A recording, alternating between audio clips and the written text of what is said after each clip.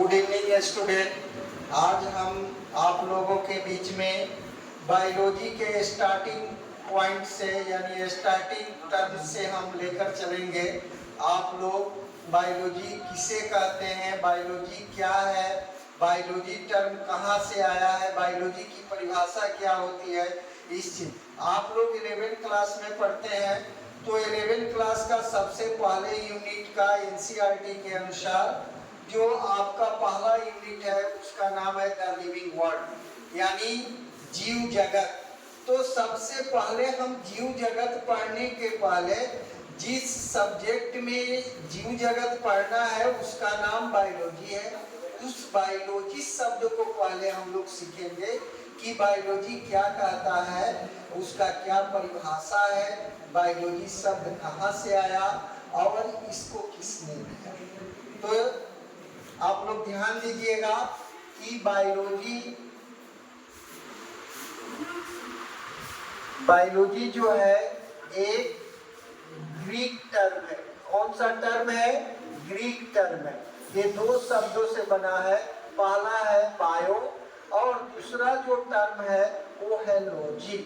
तो bio means होता है, ये बायोस टर्म से बना है, बायोस टर्म से बना है जिसका शाब्दिक मीनिंग होता है, इंग्लिश मीनिंग लाइफ, और लॉजी का मतलब होता है टू स्टडी।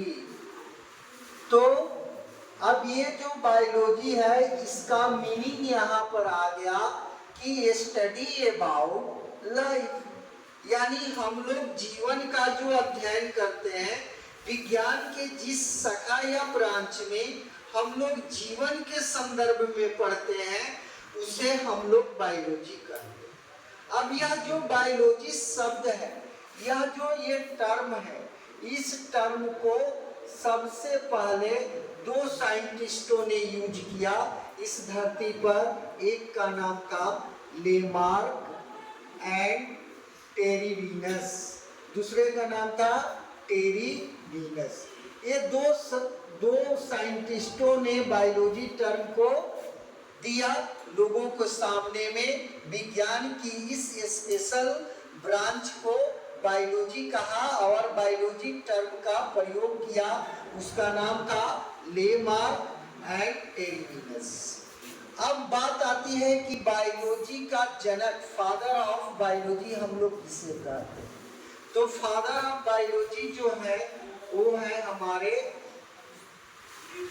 एरिस्टॉटल साहब, जिसको हिंदी में हम लोग कहते हैं अरस्तु। यानी हमारे बायोलॉजी के फादर, बायोलॉजी के टर्म आ गए। अब हम लोगों को इनका डेफिनेशन लिखना है कि बायोलॉजी का डेफिनेशन क्या है। तो सबसे पहले हम समझेंगे कि यह जो बायोलॉजी है यह एक साइंस है। क्या है? ये साइंस है। तो ये साइंस का एक ब्रांच है जहां पर हम किसके विषय में अध्ययन कर रहे हैं? लाइफ। और इस धरती पर लाइफ जो है मात्र तीन ही मैटर या तीन ही वस्तु में है। एक का नाम है प्लांट्स और दूसरे का नाम है एनिमल्स और तीसरा जो है माइक्रो ऑर्गेनिज्म।